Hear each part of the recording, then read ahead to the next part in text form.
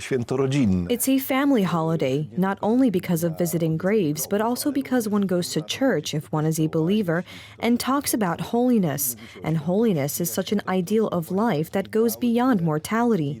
And right next to it is the remembrance of all the dead, which in the church is only a remembrance, and on the other hand is celebrated according to tradition, for the reason that we want to think about those who may have been virtuous like saints, but have already passed away from us, or maybe they are even very close to us, only we don't know about it.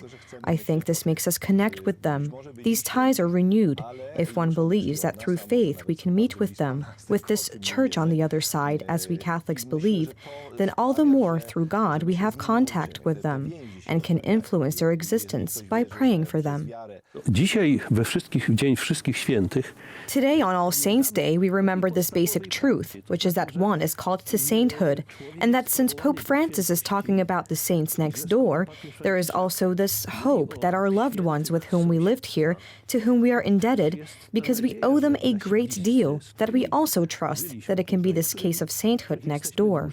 In Poland, the celebration of All Saints' Day is associated with visiting the graves of loved ones, praying, contemplation, and reminiscing, rather in silence and in an intimate family circle.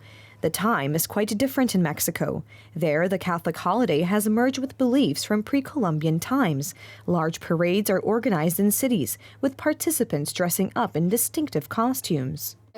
I'm fascinated by the idea of how Mexicans celebrate the Day of the Dead. It's amazing, incredible. That's why we are here in Mexico to participate in the Day of the Dead.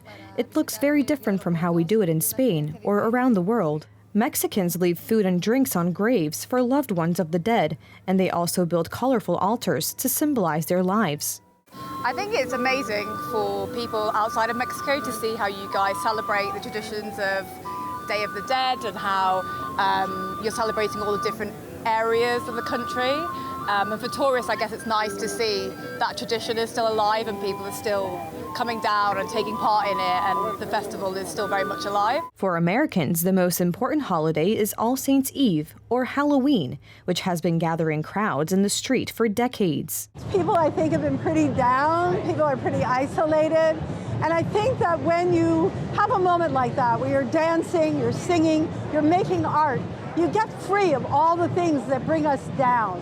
And it gives us energy. The youngest Americans on this day go around their neighbors' houses with the characteristic question, trick or treat. Oh, it's amazing. I have known about this Halloween parade for 6 years now, and I just moved to New York, and so I'm so happy to finally be a part of it. The American tradition is increasingly making its way into European countries. Halloween celebrations have been held in Germany, for example. We are here for the first time. I came with my children and my wife. It is very exciting. There was really a lot going on.